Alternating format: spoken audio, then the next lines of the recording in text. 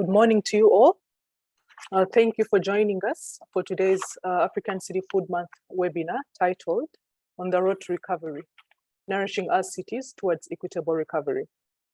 My name is Solofina Nekesa, and I'm a Senior Professional Officer for Urban Systems at ICLEI Africa.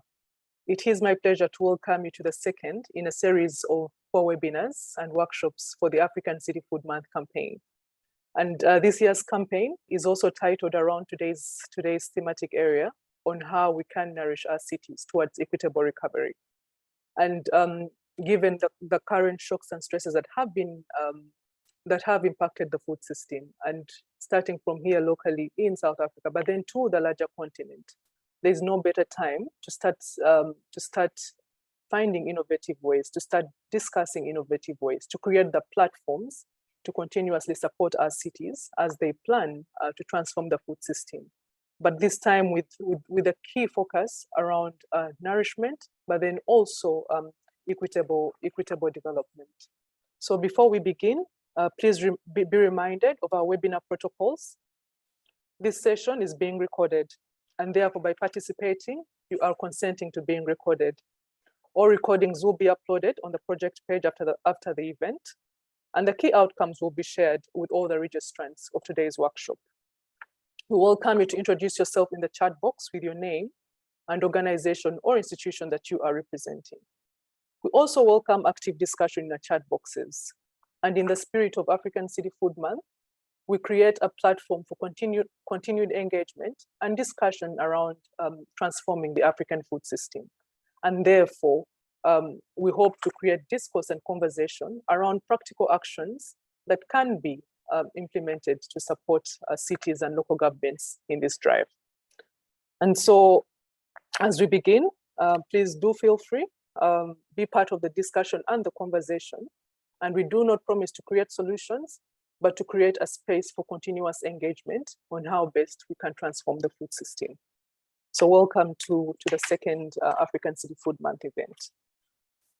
Maybe to start with a bit of introduction on who we are. Who is ICLEI Africa? So we are a network organization of cities and local governments with more than 2,500 cities and local governments that are committed to sustainable urban development. And through our initiatives in more than 125 countries, both in Africa and across the world, we influence sustainability policy and drive local action for low emission, nature-based, equitable, resilient, and circular development. And we do this through the lens of 1, low emission development pathways, nature-based development pathways, circular development, resilient development, and equitable and people-centered development. And through the discussions that we're having in African City Food Month, we're contributing towards equitable and people-centered development pathways, resilient development, nature-based development pathway, as well as trying to link this to circular development and low emission development. So African City Food Month 2022 is brought to you with support from the Food and Agriculture Organization of the United Nations, FAO, Ricolto, the African Center for Cities, ICLEI Africa, and of course, this is all under the banner of African City Food Month. And so as I've started the discussion around what this year's African City Food Month is about. And this year's campaign has quite a number of aims and objectives. But most importantly, we want to reflect on the journeys that cities and local governments are taking on recovery and building resilience of the food system. And we want to build on the discussions around how we can sustainably nourish the growing urban population amidst the different shocks and stresses. And we can see that, you know, it's almost been a space of 3 years or more of trying to respond, trying to deal with the different stresses that have happened to the system, right from the COVID pandemic through climate change related impacts, even locally in South Africa, as well as the most recent Russia-Ukraine conflict. And then also importantly for us, we want to highlight what partnerships are key for accelerating recovery, then explore what governance processes and mechanisms need to be put in place to streamline the transition. And also importantly, what our discussions always aim for is to formulate critical actions and priorities for nourishing our cities. So who do we have today? So today is quite, it's going to be quite an interesting conversation, because, you know, we're coming at it from the support system to local governments, you know, looking at organizations, one such as ICLEI Africa, and then the Food and Agriculture Organization, but then also on-ground organizations such as the Kisumu Local Interaction Platform that are directly supporting cities. And for this particular case in Kisumu, on interventions in transforming the food system. So before we begin, please allow me to engage you a bit, and also to ground how we associate, you know, the shocks and stresses and how they're affecting our personal identification, or our personal favorite or delicacies in African cities. You know, you can't speak about African City Food Month without really speaking about food in African cities. So I'd like to invite Asne to share some 3 Mentimeter questions to begin our engagement around, you know, what are those perceived impacts to our favorite meals in African cities. So thank you very much.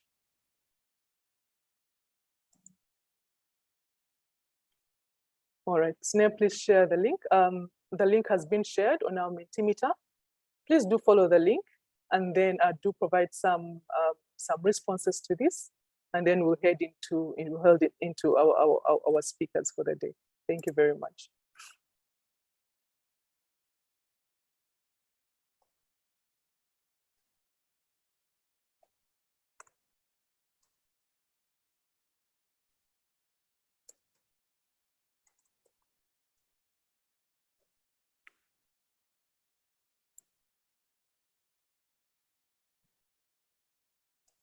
I can see Matoke coming in. So we do have some Ugandans here. Njera, I think that must have been from Ethiopia. Pap and Shiba. Pap, that sounds like it's from South Africa. Banku and Tilapia, that is from Accra. Yogurt.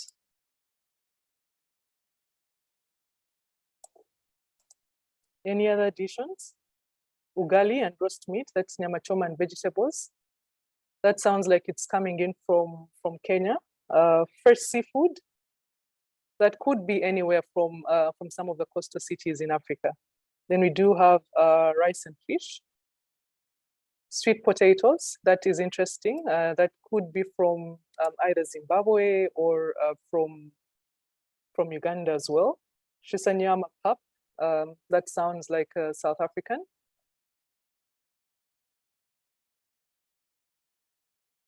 All right, maybe 2 or 3 additions before we move on to the next question.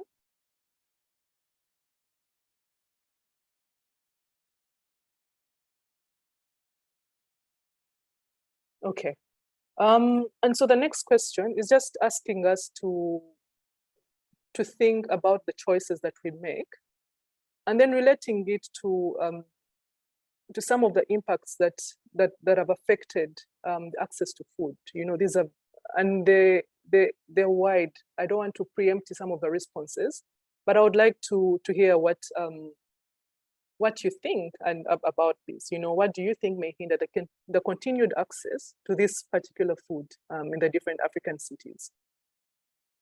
There's been a contribution around climate change. I think this is something that is quite serious, and it manifests in different ways. It has manifested in form of floods that is affecting yields, also drought that is also affecting yields as well, and the water sources. Then pollution and waste. So this particular one came up in a discussion we had with Arusha. You know, contamination of soils, as well as also in Nairobi, contamination of soils, which is affecting urban agriculture. I think the adverse impacts of climate change on water and other resource availability, that is also quite strong and key. Then the rising cost of living. This has been very present at the moment, and I would like to talk about it from the context that I'm staying in. You know, seeing the cost of fuel rise by over 8 rand in such a short space of time, which is also affecting the prices of food. Conflict. this is very much true, seeing the impact of the Russia-Ukraine conflict. And then also just to think back on conflict, for example, such as election violence, especially for landlocked countries, where they were not able to access food because of violence in the neighboring country. Supply chain stresses. This has been very much at the forefront now, especially during the pandemic lockdown regulations.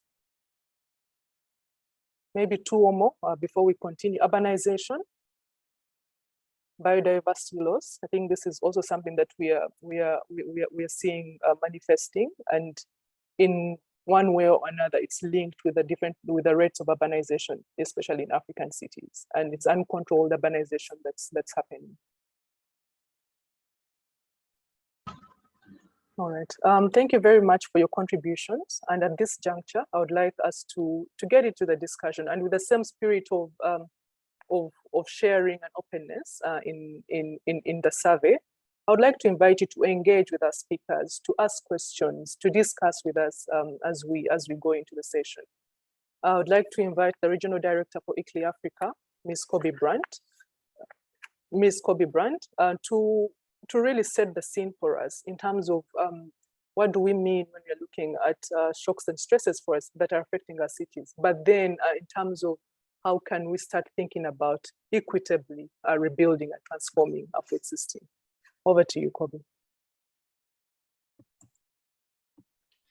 Thank you so much, Salafina. I just want to check if you can hear me all right. Yes, I can hear you, Kobe. Great, thank you very much. And thank you for hosting this very interesting discourse and dialogue that we're having this morning. And what a privilege to be here with all of you and with my fellow panelists this morning. Africa City Food Month is always a very big highlight for us here in ICLEI Africa. On the one note, we celebrate food that binds us all together. Humanity cannot survive without food. We gather around our tables, we share our food in so many ways. It's so deeply connected to our culture, not only here in Africa, but globally. It connects the human race in so many unspeakable ways. And then also, Africa City Food Month is a month of deep reflection. Amongst others, we celebrate the projects and the strides and the innovation that is made in the city food space, but also we reflect on those who do not have the means to feed their families on a daily basis. It's a reflection of how much we still need to do together to get onto a place where there's zero hunger and where everybody has the luxury and the basic need of having a healthy, nutritious meal at least once a day. So today I'm speaking to you on behalf of ICLEI Africa, but also in celebration of the efforts that's going into the African City Food Month by all of you, by all our partners, our friends, and our cities every day, and especially this year. The need for sustainable and resilient urban food systems has become more urgent as we approach 2030, the year we are intended to have achieved all 17 Sustainable Development Goals. Now, the chances are that those Sustainable Development Goals are not going to be met. In fact, overwhelmingly so. And I don't think there is one single target that is fully on track to be met by 2030. And the food targets, neither. The multiple global and local food systems, shocks and stresses indicate the need to act now to transform towards sustainable and resilient food systems that will be able to nourish the entire urban population. This is desperately needed, considering that Africa is in the midst of a colossal urban transition. Its urban population is growing very rapidly, from an estimated 200 million, or around 31% of our population in 1990, to 548 million, or 43% in 2018, and it is estimated to reach 1.489 million, or 59% of our population by 2050, just in a few years from now. In 2020, the South African urban population and country at large was acutely affected by the global food system shock, the COVID-19 pandemic, which contributed so drastically to it as well.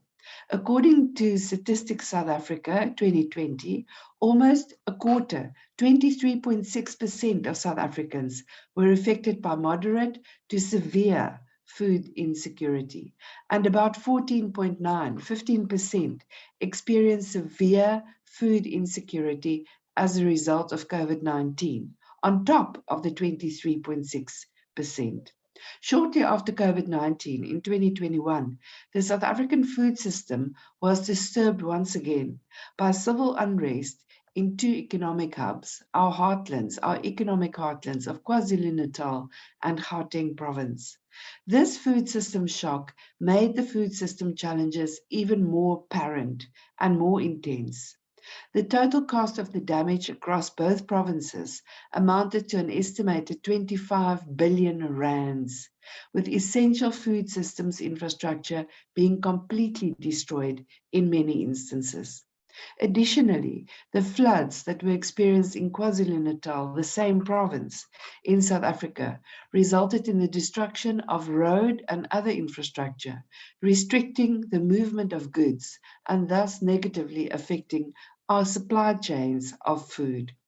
Most recently, in 2022, the global food system experienced another shock, the Russia-Ukraine conflict, still ongoing, which significantly increased our food prices. We all see it when we go and get our groceries at our closest store. The Household Affordability Index revealed that in 1 year, basic nutritious foods had increased by approximately 11.4%. And this figure, according to the latest information, is going to rise significantly, even if the conflict ends today. It is clear then that such high price increments have limited the access and availability of food for many households, challenging their food security status. Too many people still go to bed hungry, on empty tummies, too many children, too many elderly, too many sick people. However, although our food systems have experienced significant stresses in the past years, there is still an opportunity to transform our food systems by leveraging on our existing urban assets to ensure consistent access and availability of food at all times.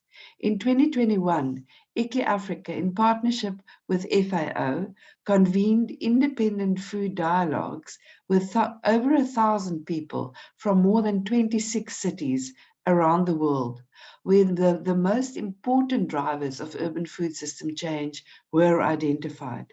These drivers include, not limited to, but include, number one, integrating food into planning and urban design right from the outset to build food environments that facilitate access to land, market space, and healthy, sustainable, and culturally appropriate food, because food is so much part of our culture. Number two, fostering territorial linkages to shorten or simplify supply chains, getting food to us faster, from the agricultural producers to the table, leveraging neighborhood or neighboring logistics capacities, supporting local investment, growing regional food economies, and promoting nature-positive food supply. Number three, investing in critical infrastructure and technologies to improve efficiency and safety across the entire food value chain, ensuring access to nutritious food for consumers, connecting producers with markets easily, promoting economic development, and enhancing value addition. Number four, leading climate action to foster mitigation and adaptation strategies by introducing stress-tolerant crops and livestock, making use of climate information services, and offering insurance services, appropriate and affordable insurance services, as well as by supporting afforestation, reducing food miles, and sharing sustainable agricultural practices. And fifthly, developing coherent, integrated food policies and inviting multiple stakeholder dialogues and engagement to provide clear vision and guidance while equipping actors to actively and effectively implement policy recommendations and practice, including governance. No need to have good policies. We need to implement. And it's normally at the local level in our cities where we implement best. Food systems rely on strong and healthy natural ecosystems, especially in the urban context. And here, Cities with Nature, a global initiative which ICLEI is part of, places special focus on growing food in urban areas to benefit communities and nature, thereby contributing to making sure urban food systems are resilient and sustainable.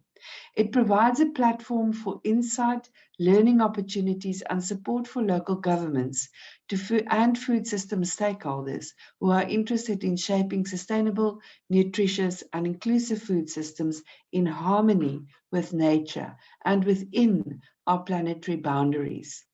A resilient and sustainable food system is necessary as it will be able to withstand and recover from anticipated food system shocks and stresses in a way that will ensure an adequate supply of food that is acceptable and accessible to all at all times.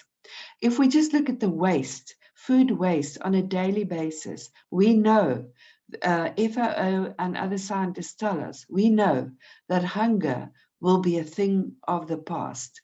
It is possible. It's within our means. This is especially important in our planet's efforts in achieving a just and equitable post-COVID-19 recovery where no one and no place is left behind. Moreover, it will maintain progress in desired goals, such as the Sustainable Development Goals and meeting other key international policy objectives, such as the Paris Agreement on Climate Change, the Global Biodiversity Framework, GBF, of the Convention of Biological Diversity, and others. And also the One Health approach should be emphasized and mainstreamed in our thinking, where people and planet both share One Health. Therefore, cities should actively strive to consider and implement a food system perspective in resilience planning that prioritizes the most critical infrastructure investments for food, which will ultimately strengthen food access, quality, and food availability at all times and for all. Thank you, Solofina. I'll end here.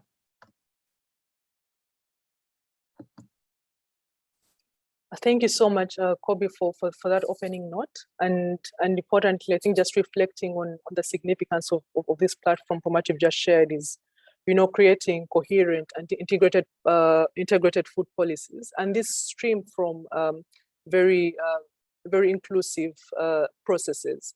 And I think as African City Food Month as a platform is to create that space, and also through the work that we're doing at ICLEI, is to create that space for that are more inclusive, that are more integrated, that sort of speak to the inclusion of different levels of stakeholders in the urban space, to be able to allow for more inclusive and equitable outcomes. And of course, these are cross-cutting, as you've mentioned, across infrastructure, across finance, across nature and biodiversity, and all to ensure that there's equitable access to food for urban dwellers. So thank you very much for framing that, and we hope you can stay to engage with some of our participants, some of the questions that people have. How can we do this, or even getting to hear from our participants, how are they currently doing it in the different cities? So thank you very much for that. And just to give a bit of background before we go into our next speakers, we have been collaborating with FAO in terms of engaging cities and local governments, and this we've done we started this through the dialogue platform, and this was leading up to the UN Food System Summit. And the idea was to elevate the voices of cities and local governments towards the summit. But interesting is that the outcome of this was a set of critical actions that are very essential for cities and local governments to take up in transforming their food system. So I would like to invite Mr. Njay Divine from FAO. He's the Deputy Director of Food Systems and Food Safety Division, to offer a keynote address and then to also contextualize some of the work that FAO is doing around supporting our cities and local governments in transformation. Thank you very much. Thank you very much, Ms. Salofina. Can you hear me? I can hear you. Okay. Ladies and gentlemen, colleagues, dear partners, first of all, let me start by thanking ICLEI Africa for inviting FAO to the session on nourishing our cities towards equitable recovery. FAO is glad to partner with ICLEI and RUAF on the African City Food Month, which is an important platform for raising awareness on the key role that cities and local governments are playing in contributing to the overall food system transformation agenda. Let me highlight some key facts. It is globally recognized that the transformation of agri-food systems to make them more inclusive, economically viable, and resilient to multiple shocks is a priority. Cumulative effects of multiple shocks related to conflicts, the climate crisis, the COVID-19 pandemic, rising food prices have increased people's vulnerability and pushed hundreds of millions of more people to hunger and malnutrition. According to the Global Report on Food Crisis, released earlier this month, in 2021, 193 million people were acutely food insecure and in need of urgent assistance across 53 countries or territories. Malnutrition rates have also increased, with millions of children suffering from stunting or wasting, whereas a healthy diet is out of reach for as high as 3 billion people globally, according to FAO's State of Food Security and Nutrition Report 2021. In March 2022, the FAO Food Price Index reached its highest level since its inception in 1990. This is also exacerbating from the war in Ukraine, since Russia and Ukraine are dominant players in highly concentrated global grain markets. Ladies and gentlemen, colleagues, dear partners, in this context, it is urgent to act now in collaboration with key relevant partners. Cities and local governments can play a fundamental role in contributing to sustainable and inclusive food systems transformation and move towards equitable recovery.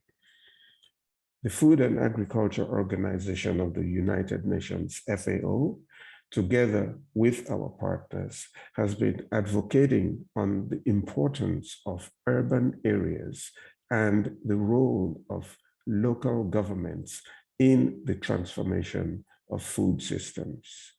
We have been working together with ICLEI, C40, the Milan Urban Food Policy Pact, UN Environment, UN Habitat, Ricardo, RUAF, and many other partners to ensure that cities were recognized in global fora, such as the Food System Summit, the World Urban Forum, the Africa Cities Summit that was held in Kisumu in May.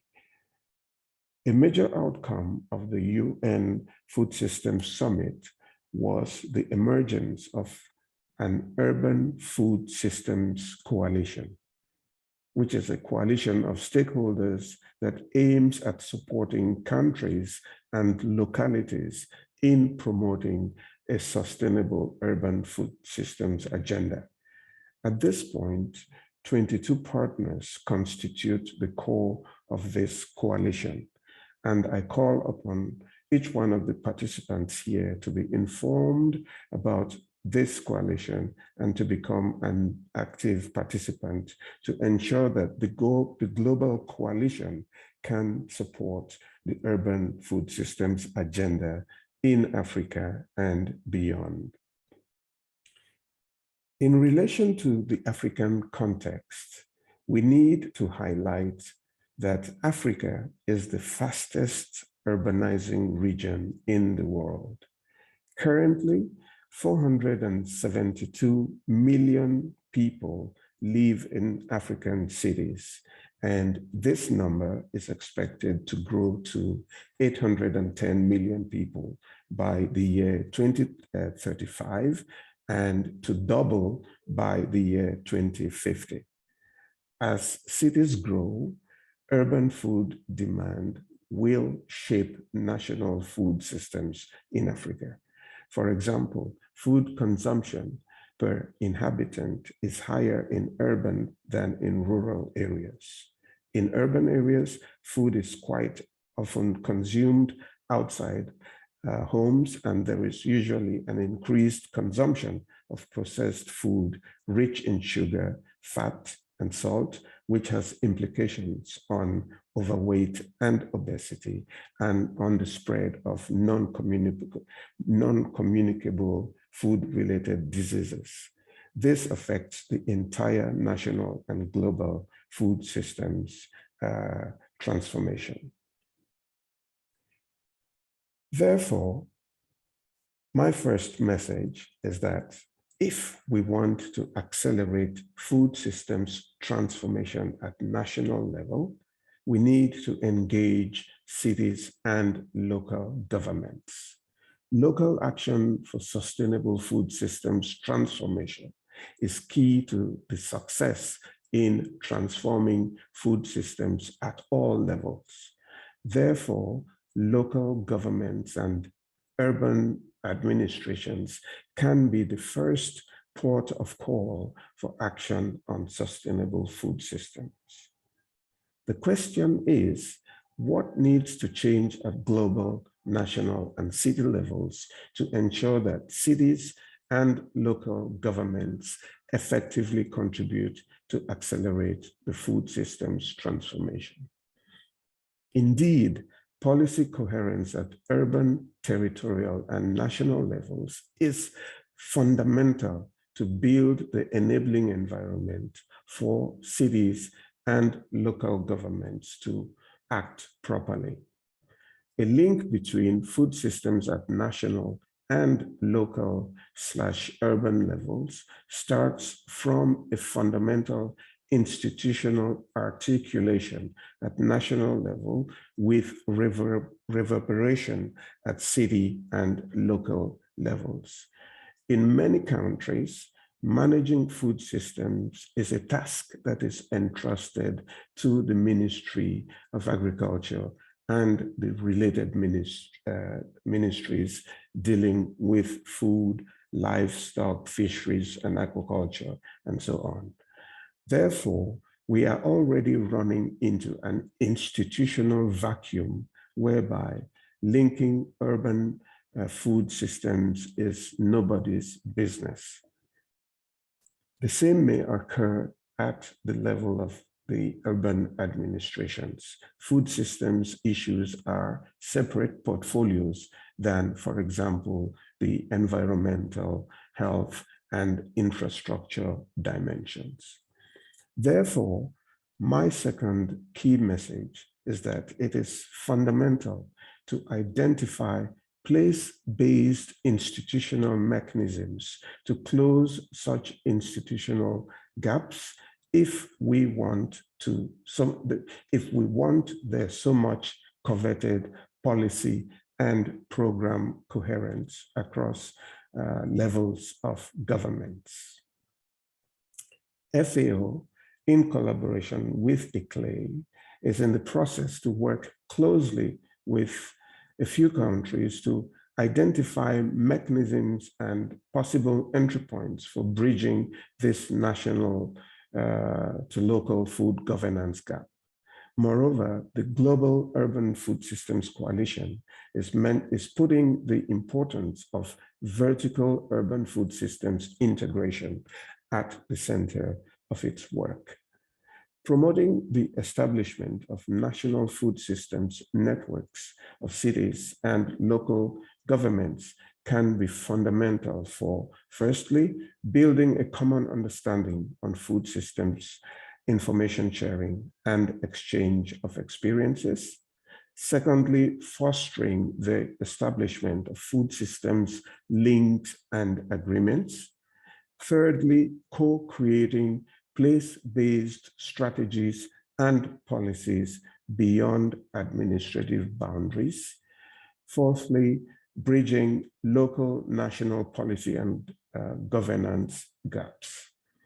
Therefore, small, intermediary, and metropolitan African cities can join forces, create food systems networks to accelerate place-based food systems transformation in collaboration with their national governments.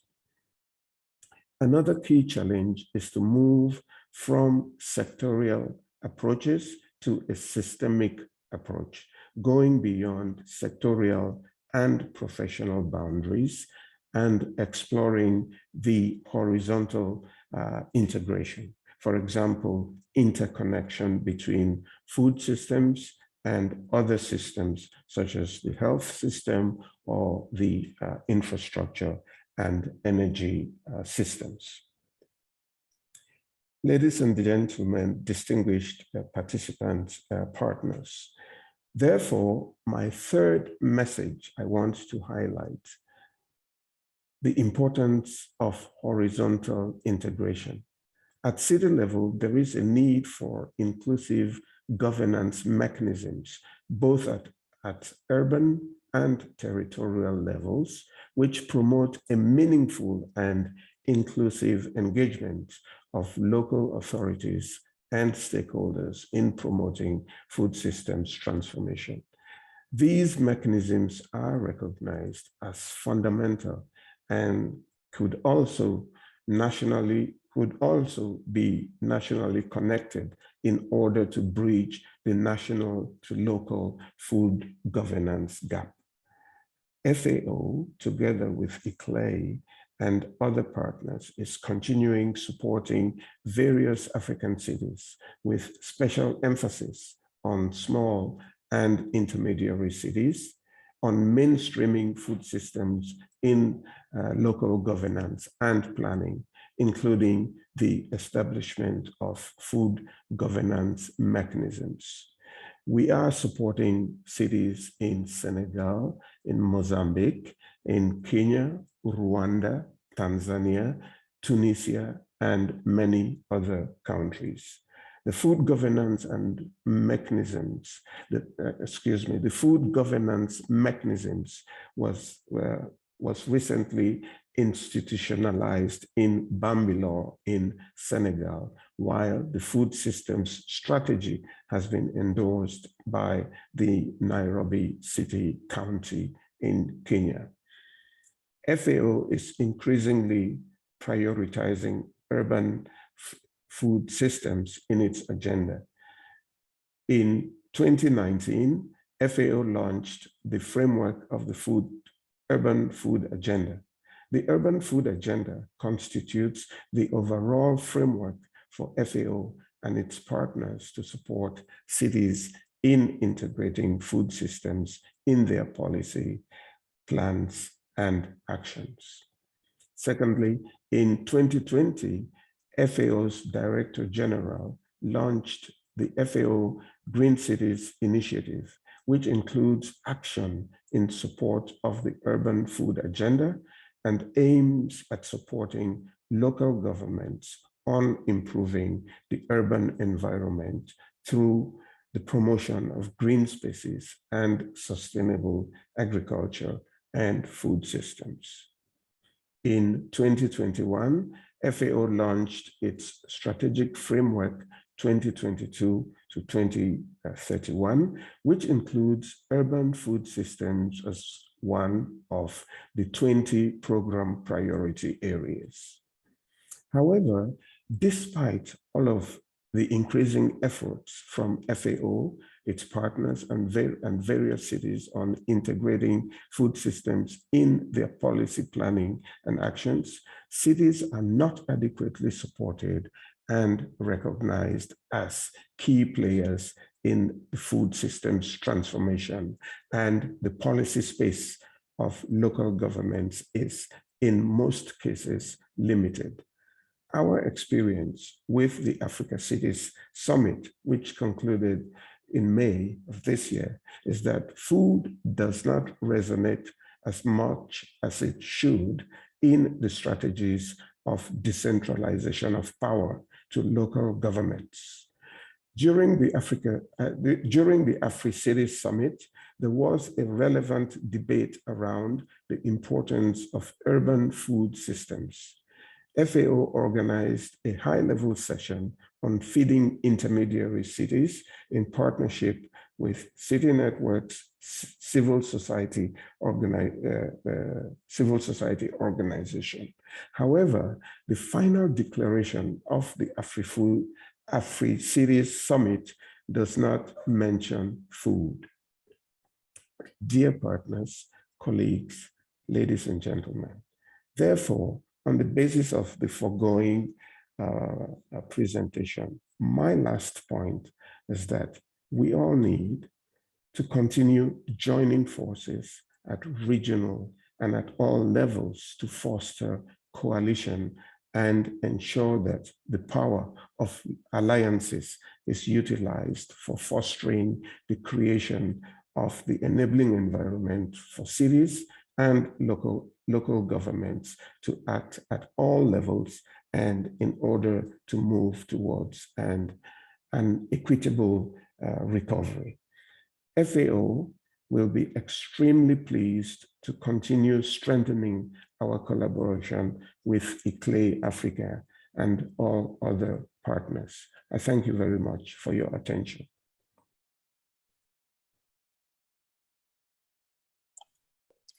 Thank you so much for that very strong and quite a deep opening, and really what does come out strongly is that, you know, with all the initiatives that have been ongoing for quite a while, is that cities are not yet still adequately supported as key players in the food systems. And really just to reflect on some of the interactions that we are having between a city and local government. Some of the aspects that are strongly coming out at the moment, and though not yet conclusive, is that though there could be systems in place where national government is able to filter down national initiatives and policy to the local level, but there's lack of that feedback system where cities are able to also feedback into national policies, and sort of the loop of feedback continues to be able to transform and empower local actors for more place-based implementation. So I think for us as different network, as stakeholders, Mr. Nje, it's really to recognize your call is to build stronger coalitions and not to tire to continually support and capacitate our cities. And this will not happen in 5 years, in 10 years, but it's a continuous effort to do this. And of course, putting in mind that we may not be aware of the upcoming shocks and stresses. Some of them we know, but with a stronger coalition, with a stronger knowledge base, and with a stronger resource and support system, we are better placed to support our cities as they're also with us on the journey for transformation. So thank you very much for that. So please do use the chat function to add questions to our speakers, but then to also make some contributions to the discussion in terms of what are some of those initiatives or programs or actions that you are currently doing within the cities that are contributing towards building more resilient and nutritious food systems. So before we go on to the next speaker, who will be speaking more about the place-based initiatives and actions in our cities, And this is a speaker from Kisumu.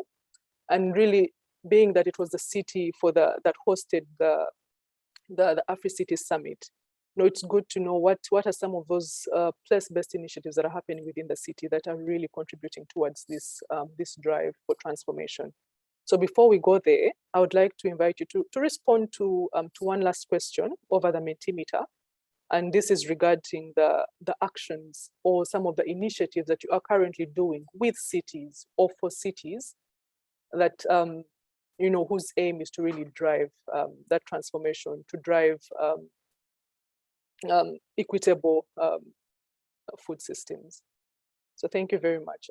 So Sneh has put the link in the chat, and it will lead you to the next question. And then we'll have a brief reflection about some of these outcomes that have been put up. So our next question is, what approaches or initiatives can begin to address the identified challenges? And remember, the challenges that you put forward, these are related to climate change. These are related to a conflict. These are related to also increased food prices. These were related to governance. But then where do we begin? What are those initiatives that you're doing in the cities that give an indication of where we should begin? And we are going to have a discussions with cities next in the next African City Food Month campaign webinar. And we'll be inviting Madagascar, Nairobi, Bambilo to exchange around some of those practical actions. When we say systems approaches, what do we mean by that?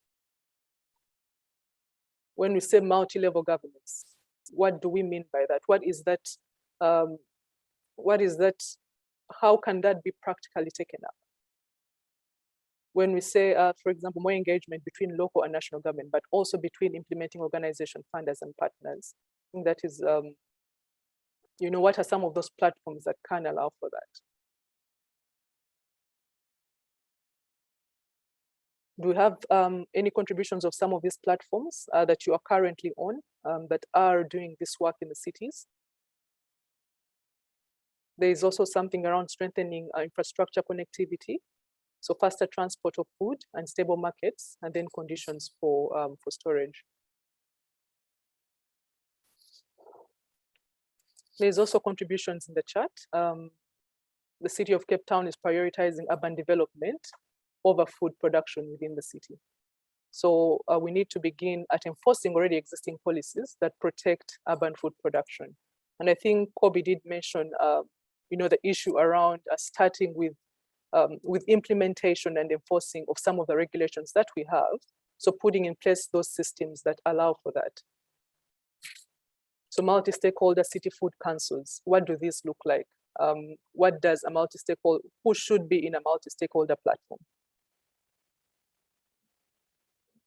Maybe Snape, you could scroll down so that we can see some of the incoming contributions.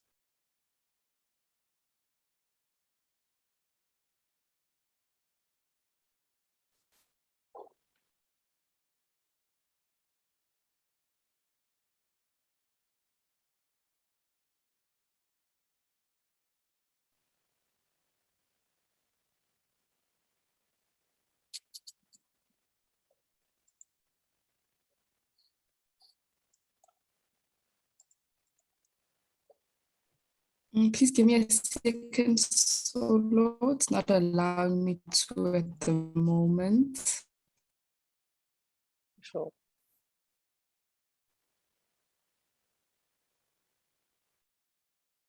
Yeah, and then there's upskilling in food processing for new products. That is something that we've also seen quite coming up, especially with the very high levels of food loss in African cities. So it's really quite important at the moment that we're upskilling different actors in food processing, food preservation to extend life of food, and also contribute to minimizing waste. There's mainstreaming of food security and access into all city policies and action plans and performance targets. Then maybe if I could add to that is that, if we are mainstreaming of food security, then also clearly defining the mandates for this, who is responsible for holding, for implementation, for ensuring monitoring and evaluation of the different policies or initiatives that have been mainstreamed or included. So we should bring the small-scale farmers together to expand on food production and work towards controlling food waste, carrying the local, state, and national government along. And I think for African cities, this is particularly important. Just reflecting on the dialogues from last year, that it has been identified that between 80 to 90% of the food value chain in Africa is in the hands of SMEs. So these are small and medium enterprises that are really working along the food value chain in most African cities. So then, how can these be better empowered in terms of one, ensuring food safety in cities, in terms of ensuring access to finance to the actors, but then also more better integration into urban planning and urban systems on the overall, so that we are moving away from situations where evictions are happening, but without a plan, a sustainable plan for reallocation of actors, either SMEs or informal actors. Then creating more awareness among the farmers. This is also important, awareness, capacity building. And one important aspect that came up is, what is the form of this awareness? Awareness has to be done in a very accessible way, in terms of language that is being used, in terms of graphical representation, in the simplest but more impactful way, to have a more wide-reaching impact. And then, of course, issues around food waste management systems. So thank you very much for the additions, but please do include some other additions in the chat, so that we can reflect on this, so that we can be able to compile this and share with our cities in the next coming webinar. But then also in this particular moment, if there's someone that has a question, please do put up your hand before we can go on to the next speaker, or do put this question in the chat so that we can have a look at it. Then we can go on to the next speaker.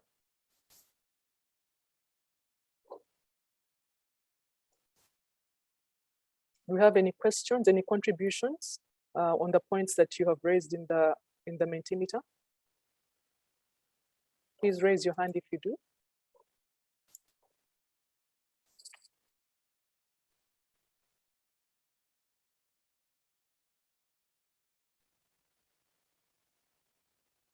Chloe, would you like to expound on what you put in the chat? Hi, nice to meet everybody. I just wanted to, I kind of just put it in the chat so that I could sum it up. But I can just expand a little bit on what I meant about the city of Cape Town prioritizing urban development over food production. In that there are a few cases currently going on within the city where, for example, Philippi, the area that provides 80% of the food to Cape Town, is now going to be developed into an urban space, which will result in the small-scale farmers that have farms close to the city being displaced, and also now the food will have to be brought in and transported from further areas, which will then obviously increase the price of food because of fuel prices and other circumstances. And so I feel that although it's great to develop policies, because that's kind of the starting point of creating an enabling environment, I feel that the enforcement of those policies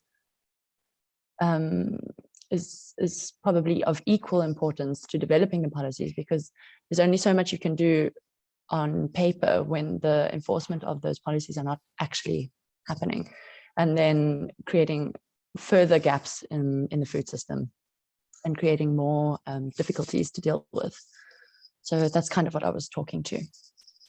No, absolutely. Thank you very much for that contribution, Chloe. And we also heard that strongly coming through in Kobe's presentation and Mr. NJ around, these existing policies, can we ensure that they're functioning, that they're working, so that we can identify whether they're actually performing the role that we're meant to.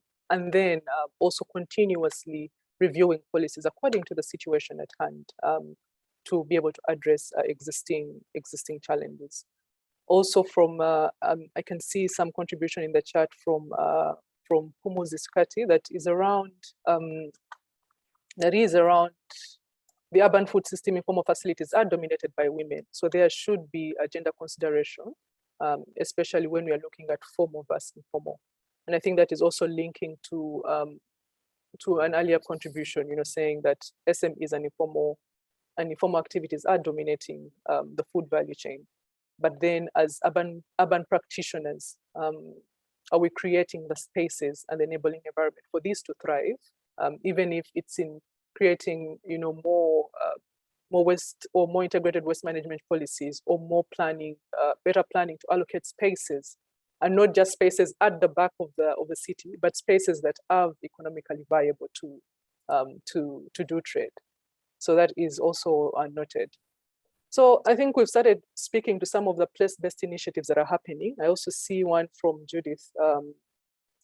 Helvetas Tanzania is currently implementing the Inclusive Cities for Nutrition project in partnership with Mbeya City Council and the City of Zurich.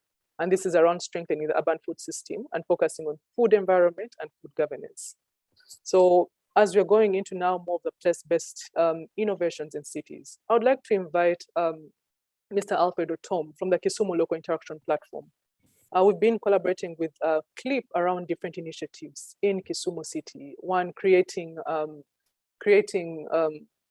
inclusive platforms for developing circular food system, but then also around food system, around food environment. So I would like to invite Alfred from CLIP, who are also working directly with the Kisumu County, to share some of the initiatives that are directly supporting the cities, but it could also help us reflect on the work that we're doing towards this. Over to you, Alfred. Thank you, Solofine. Are you able to hear me? Yes, I can hear you. Okay, thanks a lot. I want to address 3 issues. One being the Kisumu food system and the shocks and stresses that have been experienced. Secondly, I would also like to address the issue about highlighting the role of intermediary organizations such as CLIP, where I am a member, Kisumu Local Interaction Platform, in supporting cities towards equitable recovery. And last but not least, I will also touch on ongoing initiatives by the intermediary organizations in supporting this recovery. And to get into that, I would first give us a brief overview of the situational analysis of food security or insecurity in Kisumu City. Now, CLIP, in collaboration with the African Center for Cities, that is based in University of Cape Town, South Africa, did a survey and a research survey and even published back in 2016. And we realized that Kisumu City experiences high levels of food insecurity, which is directly linked to poverty and high levels of unemployment. This was estimated at about 31%. Secondly, there was also 71.3% of the household who are either moderately or severely food insecure. Third issue that came up was that the high levels of nutritional challenges, with about 86% of the household that was sampled to be falling below the required household dietary diversity score, that is below 6. However, and very funnily enough, we also realized that the wastage of food in Kisumu is very high, with over 80% of the waste ending in the dump site being organic waste. What does that imply? We are food deficient, but still in that deficiency, majority of food goes to waste. Through that survey, it was also realized that Kisumu does not produce food of its own, but is a net importer.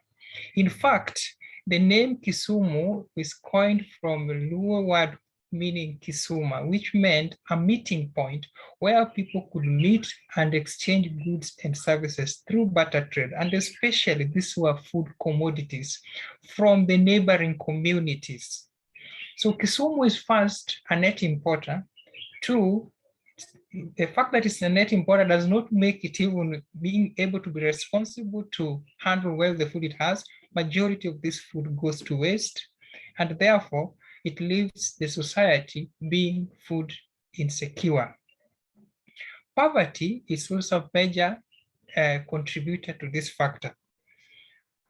Now, having given the situational analysis from that study, I would therefore proceed to talk about the major stresses and shocks that have led to Kisumu being food insecure.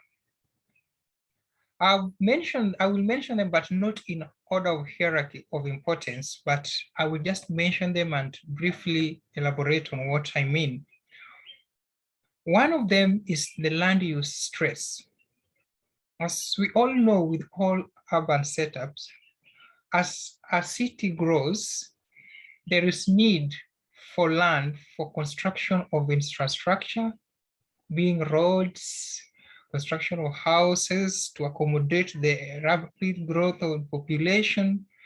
And this eventually ends into eating the land that is within the peri-urban regions that could be used to provide for food to the city. So you are already having a net importer, but at the same time, you are shrinking the space that is available to provide for the food to the community. So land use change leads to the stresses that makes Kisumu to be food deficient. Number two is transport challenges that leads to wastage. As I mentioned in the situational analysis, Kisumu imports its food. Where does this leave Kisumu? It means that Kisumu should have very efficient transport mechanisms to deliver this food to the intended target in good time so that it does not go to waste at the transportation stage or in the market before it reaches the eventual consumer. And most of these foods that needs to be transported are fresh produce from the farms or those that are fishery products. So they don't have time to waste or to lag. Otherwise, all the food will go to waste by rotting either on the way or in the market before it is eventually purchased. But the transport infrastructure from these hinterlands and peri-urban regions that are supposed to deliver these goods to the community. One, the road network is not so well. Two, there are cartels that are controlling this transportation network. So they tend to sometimes frustrate the process of facilitation of these producers to ensure that this food reaches the intended target. So these two intertwined reasons make transport as a major challenge that leads to food deficiency within Kisumu. Point number three is about the socio-economic and cultural stresses. Now, that is about three phases. Let me first talk about cultural. There is the notion within the community in Kisumu on certain food aspects that they believe are meant for the poor and they do not want to consume such kind of foods. So you find that those foods are available. They may be nutritious. Good example is I had somebody talk about sweet potato, very nutritious, but you'll find that the urban folk, especially the current generation, want to dine on the foods that are from the fast food. So some of those foods, they don't really value them. Or some of the fish that is being sold are considered to be for the poor, like the small fish. So people will not tend to consume them unless they are pushed to the wall. So at sometimes they go hungry, yet the food is available, but their cultural background tends to strain them. Then when we come to the economic aspect, food being that it's being imported and the Kisumu population, over 60% having to live in the informal settlement means that they don't have steady income to purchase some of this food. So their economic status hinders them from accessing the food that is already available to them in the market. So these two aspects, coupled with the social aspects, the social aspects come in that some of the foods that we can consume in the city can be cultivated by the local population. However, agriculture is perceived as an economic activity that is left for the less informed, the less knowledgeable, or the low in the society. So we neglect the aspect of agriculture that is able and should be the one that is the driving force towards provision of food to the Kisumu population. Point number 4 is the storage, energy, and sanitation. That is the next stress that Kisumu faces. Now, as I had mentioned to you, when you bring food imported from out of Kisumu, then one of the things that you require is reliable energy supply so that you can be able to have storage facilities to keep this food fresh for a longer duration to provide for the population. However, we find that there is frequent interruption of electricity supply to most of the market areas where this food is, except for the supermarkets which have got backup electricity systems. For the open air markets, when the fresh food is brought, let's say meat or animal products and fish, they need storage facilities. Sometimes these storage facilities are lacking. You go to the beaches around Kisumu where fisher folk are supposed to sell their produce, you find that the cooling facilities are non-existent. Or if they exist, again, they are controlled by specific cartels.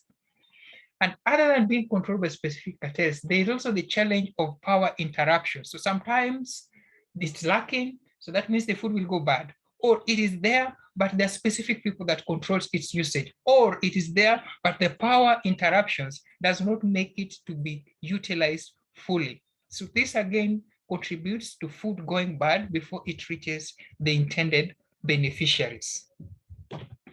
Point number 5 about the stressors is the politics and governance. Kisumu being an intermediary city, there are some bylaws that are put in place to regulate the agricultural practices that could be practiced within the city. However, this has got the negative impact in that some of the places falls within the peri-urban that could have otherwise provided food to the community, but then there are bylaws that inhibits such kind of practices. So the governance here comes into play. 2 is about the politics. The politics come in that some of the politicians, or when there is the local elections and the people who are put into the office might be the ones that are instilling the cartels that regulates the markets, how the markets operate, so that it's not on demand and supply, but it's on the whims of somebody regulating so that they get their profits. They even regulate the spaces within the markets where these foods are supposed to be displayed and sold to the local community. So this tends to inhibit free access and equitable access to food to the people. Then number 6 is climate change and variability. We all know that food, basically, especially in the developing world, still depends so much in the agriculture from rain-fed agriculture. But the rain-fed agriculture has experienced a lot of stresses from climate change. For instance, the peri-urban regions and the surrounding counties that provide Kisumu with its fresh produce are experiencing long durations of droughts, and the frequency has also increased. So this makes those who are not practicing commercial agriculture not to be able to produce the food that is required by the local community. Sometimes they produce, but the amount or the yield that they get is not sufficient to meet the need. So climate change and variability plays a critical role. Now, Having mentioned those as the main stressors that we have identified at CLIP with our research that has been ongoing, I would therefore move to the second aspect, which is about the highlight of the role of intermediary institutions. Whereby, when I talk of intermediary institutions, these are non-governmental institutions that tend to bring cohesive or relationship between the local community and the governing structures, so that issues that pertain to food security and insecurity are handled. So CLIP being one of them, the functions that such institutions offer include, among many others, one, we offer a platform for assembling the civil society organizations, which are very trusted by the local citizens, to expose and lobby with the government in identifying priority areas for food security for the city. You know, the civil society, the local community tends to believe that they are the people who can really face the government of the day and present their issues. So they tend to be several civil societies which sometimes act independently, duplicating roles. So intermediate organizations like CLIP bring them together so that we inculcate that synergistic approach, so that they have got a clout and a way of presenting their issues to the government of the day. Two, the intermediary institutions also create a knowledge hub and information dispensation forum. You realize that at a place like CLIP, we have got representation from the researchers, that is from the university, Jaramogi Oginga Odinga University of Science and Technology, and Maseno. We also have the private sector players and also the city officials as part of the board that governs this institution. So these people work together for co-creation of knowledge, and once this knowledge is created, they also act with the universities for research and innovations. And then this gets inculcated into the policies that are aimed at addressing the challenges surrounding the food insecurity in Kisumu. Point number 3 of the roles of intermediary institutions is about collaboration. As was mentioned by the representative from FAO, if we don't have a collaboration that is targeting all the relevant stakeholders with the power matrix in play, then we are bound to go nowhere.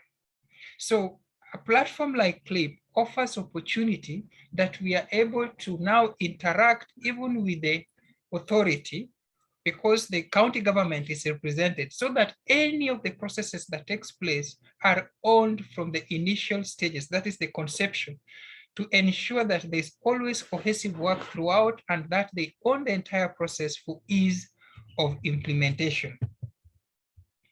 Point number 4 is bringing the several disciplines together. Food as an aspect have got several facets. We have got the agriculturalists, we have the economists, we have got planners. All these sector players must come together to ensure that we have got a reliable and sustainable food supply chains. So a platform like CLIP offers opportunity for these sector players to come together, interact with the community-based organizations, so that they get the best way forward, the best technological advancement and innovations that can be put in place to ensure this food security. Last but not least, I will talk now specifically on what CLIP has achieved, working closely with its players, one of which is ICLEI Africa. Now, we started a project with ICLEI Africa about learning labs last year. This is one of the great initiatives that was able to bring all the sector players together, so that we have a common understanding of the challenges about climate change and food systems. This particular forum or initiative identified climate change as very critical to food system, especially for Kisumu. And so with ICLEI Africa, we are able to bring various stakeholders onto a round table and discuss how we can address such challenges. Second initiative that can help the cities that CLIP is also pursuing is the issue of doing research and innovations for knowledge dispensation. For many reasons, or before, researchers have been viewed to be existing in ivory towers somewhere. They do their research and they gather dust on the shelves. So CLIP come into face and brings these researchers so that they interact with the local community, so that their research is not just theoretical, but addresses the need of the local community, and they contribute towards policy formulation at the county governments. Point number Alfred, can I request that you please wind up in the next minute? Okay. Yes, Okay. thank you. Point number 3 is about soliciting for funds for research. A platform like CLIP offers opportunity for academia to come together from different disciplines so that they scout for calls and also participate in grant writing for research to ensure that they empower the local community. I think with that, I would stop there and return back to Solofina. All right, thank you very much, Alfred, and my apologies for rushing you on that last one. But I think also to reflect on the points you've raised and the particular initiative that that we visited while in Kisumu, the Ubunga Waste Management site. You know, this was a collaborative effort between the local government, between researchers in the city, as well as the informal community in which the waste management site is located. And I think it's that example notes that, you know, once there are inclusive processes involved, then we're able to also implement projects that are very much inclusive. So therefore, intermediary organization as well as multi-stakeholder platforms are very much key in advising policy, but then also in real-time project implementation in cities. So that is really one live example in Kisumu, and I hope you can visit it when you go to Kisumu. So thank you very much, Alfred, and the team from CLIP for highlighting this. So as we head towards the close of our discussions, I would like to open the floor, even if for a couple of minutes, to whoever is in the room, to share some of the initiatives that you are currently doing in the cities, or to reflect on some of the contributions today for our speakers around building and nourishing our cities towards equitable recovery. So I'd like to open up the floor for contributions, and please use the chat function, raise your hand and mute, and direct questions to either our speakers or to others in the room.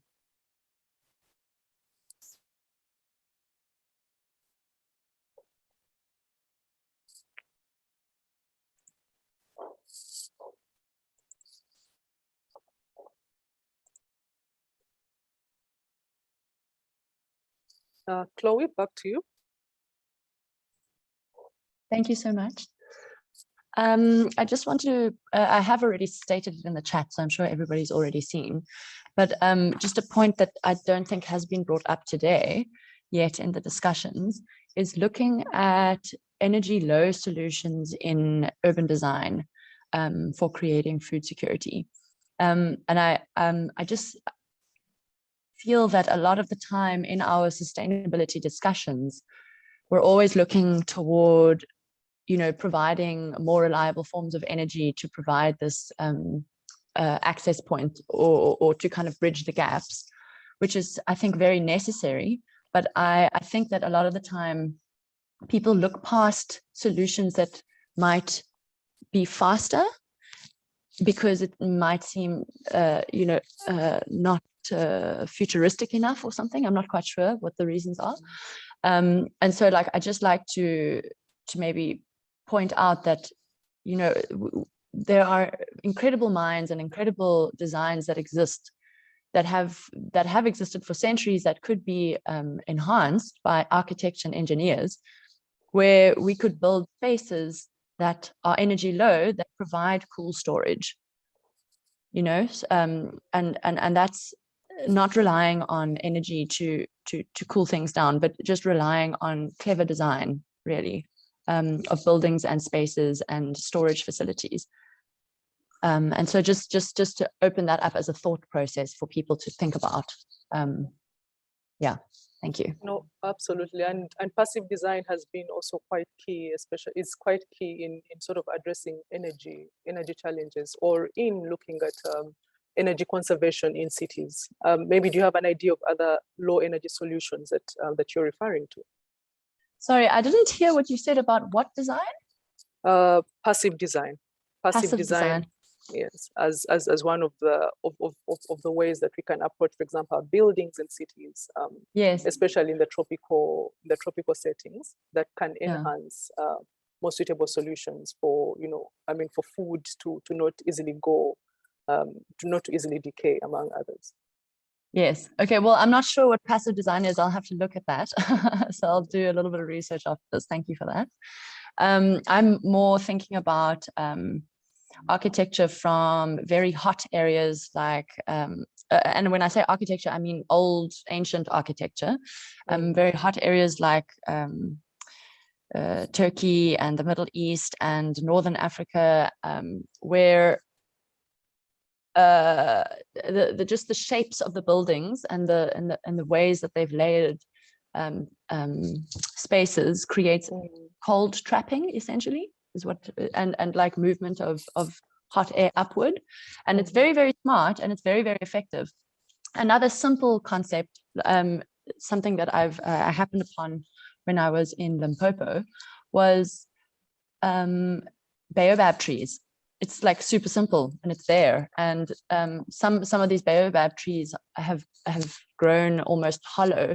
And then what people do is they climb into these baobab trees, and either the baobab tree is enough of an insulator by itself and the hollow is cold enough, or they build on that and they dig down into the baobab tree and make like a sunken cooling system.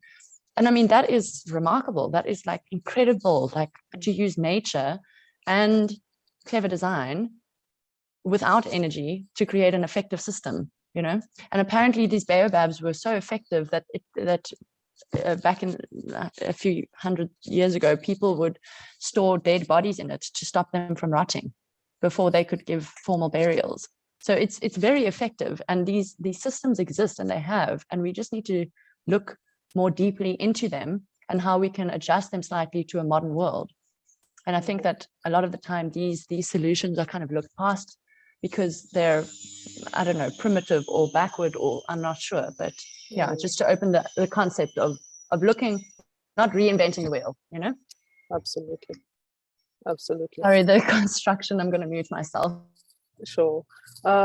Silk, and then Kobe, I don't know if you have, we're going to invite you for a closing statement, and before we'll end our session. But Silk, over to you. Yes, thank you, Solofina. Just to add on, there are like also options like, for example, charcoal fridges, which are working very nicely in Kenya as well. I saw them all over the place where people store vegetables, which is just built out of charcoal and a little bit of water to cool the system. It's basically just a box.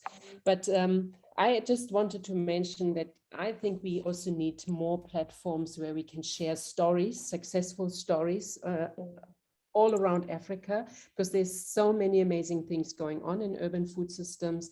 And just one example, coming back to the organic waste and what Alfred was saying, that there's 80% of the waste is organic waste.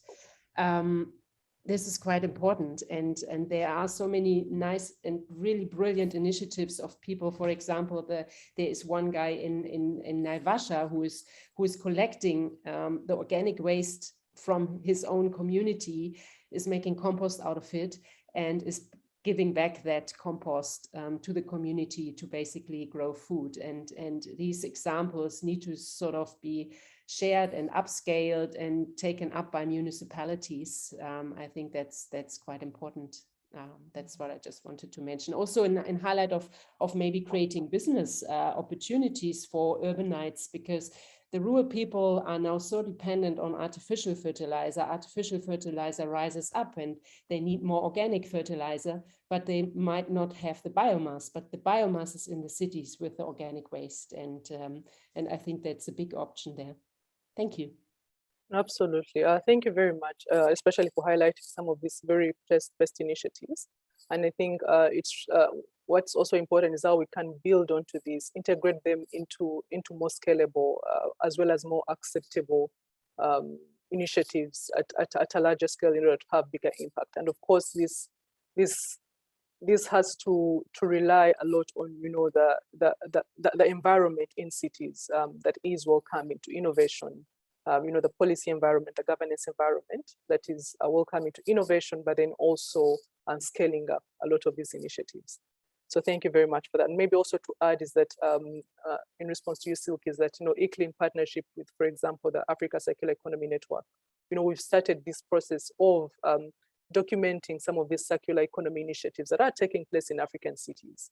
And then also trying to put this information out there to inspire other actors that would be interested to take the same route. So as we come to the end of our session, I would like to thank you for being with us through it all, and for contributing actively, and you know, for really starting the process of creating that collaboration to continuously support our cities with the right information, with the knowledge, with a space to exchange ideas in order to transform the system. This is only a beginning point, but ideal is that we can all collectively work together to support our cities and local governments to go on this journey.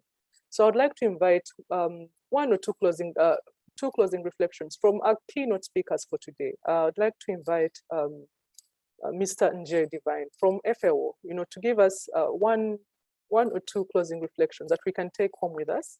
Then after, I'll invite Kobe to also do the same. Then we can have a closing from us. Thank you.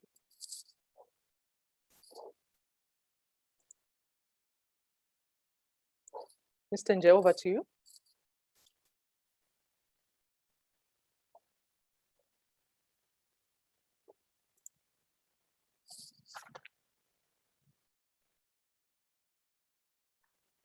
All right, as we are waiting for him to join us, I would like to invite Kobe to give us a closing reflection to today's session. From me, Salah? Yes, over to you. Okay, thank you very much. Well, let me first say that, you know, I've listened attentively, and it's such a rich discussion, and there's such a lot more that we need to unpack in detail. And I'm looking forward to the rest of African City Food Month and the dialogues and discussions that will take place. I know that we are planning some interesting exchanges with cities from other parts of the world in the global south, particularly South America, etc. Some leading cities in the food space. And we are working more closely at a global level with cities north and south, developed and developing, large and small, on this topic, and we learn a lot as we go along. For ICLEI, especially in Africa, the agenda on food and food systems is relatively new.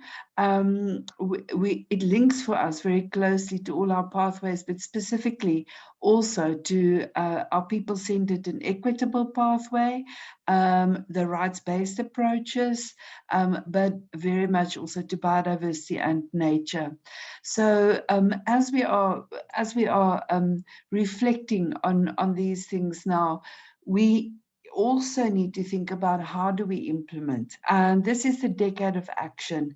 This is the last chance that we have to actually meet those SDG goals. So we need to ask the very bold and difficult questions about how are we going to feed our cities? How are we going to feed those many people that are still flocking to cities, and people, of course, across the continent of Africa, whether they live in rural or urban areas.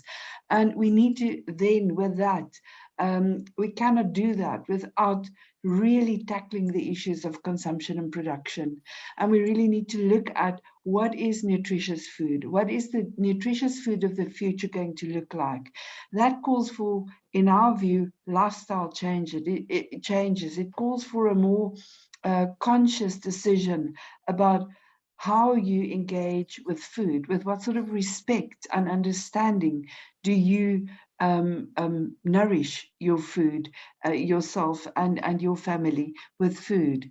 We all need food and water on a daily basis for our survival, but what we eat, how we engage with it, and the level of respect we have towards the producers and the goods that we consume, sometimes so easily. I think there's an awareness that needs to come from each one of us. So particularly in an issue like food, every single one of us has a choice every single day, a few times a day. And I think that speaks to how intricately the human race and human beings are connected to food. And if we are connected to food, what I'm hearing here is systems approaches. We're hearing we've got to work together. Of course, we've got to work together. All levels of government need to work together. Civil society need to work together. But ultimately, things can start changing in households. Things can start changing in your mind, in your way of living your life and engaging with the planet. And that can have a very, very direct impact on food security and food access and nutrition. And the One Health concept, I think, should be key in the food space. We cannot look at healthy people, we cannot strive for healthy people and well-being of people at individual and group level, and even primary health and those sorts of things, without looking at a healthy planet. And I think that is very, very important for us to look at agro-processing and agricultural processes altogether that are healthy and that are generous towards rebuilding and protecting nature in and around our cities and farming for the future. So I think all those concepts are intricately linked to our other agendas of sustainability. We have only a few years left where tipping points will be reached when it comes to nature, and we need to make sure that food it's a low-hanging fruit, but if it is not really part and parcel of the discussion on protecting of nature, and if the food systems that we are building and shaping in the food policies don't take nature into consideration, nature will reach those tipping points, ecosystems will start collapsing, and we will not be able to have good quality soil, nutritious soil that can grow the food that we as humans and all other life forms on earth need to consume on a daily basis. So I have so much food for thought, excuse the pun, but I think we need to also think about solo moving forward in African City Food Month, to go beyond this discourse and dialogue and really talk about action. And here I specifically want to thank our partners who are making this month possible, but that are also enabling us to really get our hands into the ground, get our hands dirty, really work with cities, with policies and plans, but also implementation of those policies and plans, whether it's markets, whether it's agro-processing, whether it's about the quality of food or the nutritious value of food. Partners like FAO, partners like all of you that are here with us today and that will be with us for this entire month. Without you, it will not be possible for ICLEI to support our cities on their food journeys. And every city has a unique unique food journey. And it is wonderful to see those diverse journeys, but also how much those journeys have in common. So thank you very much for allowing me to be part of this session today, Solo. I'm gladly looking forward to it, participate in future dialogues as well during this month, and also, of course, in implementing those wonderful projects that we are busy doing with FAO and other partners, with support from the European Commission and other partners around the world. Thank you very much. It's been a pleasure to be here with you today. Thank you very much, Kobe. I can't top that, but I think implementation moving forward post the dialogues. I would like to invite Mr. Nje, the Deputy Director, to offer some closing remarks from FAO. Yeah, thanks again, Ms. Solofina, for the opportunity. Again, just to echo some of what I think is coming out here. I think the importance of food within the urban context, within the African context, you know, we cannot overemphasize the connections here. I think it's very, very clear that this, if we have to address food security, if we have to meet the SDGs, we need to work at the connection between food and the urban dimension. So this discussion here, I think, has been very, very important. And so we, from the FAO side, we attach definitely great importance to what is coming out of this, and definitely we'll be looking at following up and strengthening our collaboration with ICLEI Africa, but also with the other partners that have participated and who are working on issues related to urban food systems. Perhaps it is my place again to underscore the 3 or 4 key messages that I had in my speech. Food systems transformation is key, but we need to look at this not only in the national space, but also at sub-national level. Then the issue of having institutional mechanisms that are context specific, I think, is something that we want to underscore. And then also definitely the horizontal integration dimension. Now, FAO, as I tried to convey, has given and put urban food systems work at a very, very high priority level. And it is actually one of the 20 program priority areas. So we give this particular area of work and the connections and partnerships that are involved here with ICLEI Africa and the other partners of great importance. And we will look forward to continue to join forces and work with you for food systems development in the continent. Thank you very much, and it's been a pleasure participating. Thank you. Thank you very much. And we are also committed on our side, as you said, to foster coalition, as well as tap into the power of alliances as we are collectively trying to support our cities in transforming their food system. So a few next actions before we can close. Please allow me to share my screen. So as part of African City Food Month, we are running a series of engagements. And so what are some of the past and upcoming African City Food Month events? On Tuesday, that was the 12th of July, we ran a workshop on investment opportunities in Africa's urban food systems.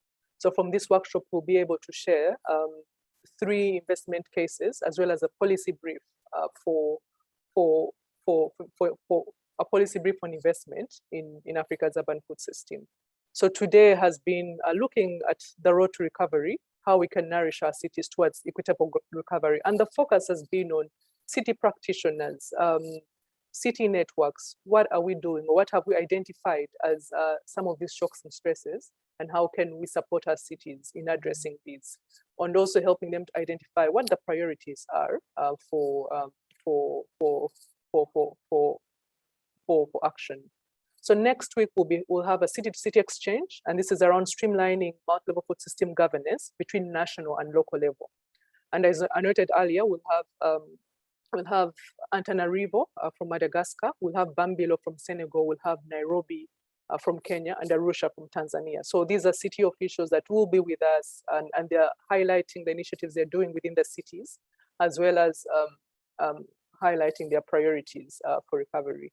And then we'll have a South-to-South cities exchange that will happen between African and identified Latin American cities. And here we're looking at Belo Horizonte as to offer some mentorship to some identified cities such as Barcarena, and from Africa, Kilimani, as well as other invited cities. And it's to collectively understand our food systems as the term South-to-South cities, and where we can collectively come together with priorities to take forward to larger platforms such as C40, such as COP, as well as other platforms that we are building, such as the City Food Network, among others. And with those, I would like to invite your participation in this, and active participation, and in the rest of African City Food Month.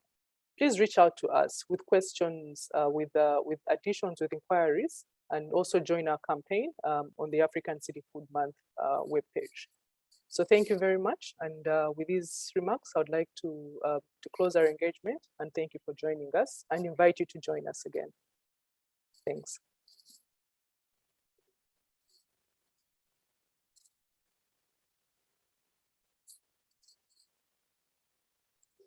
Thank you. Thanks, everybody. Thank you very much.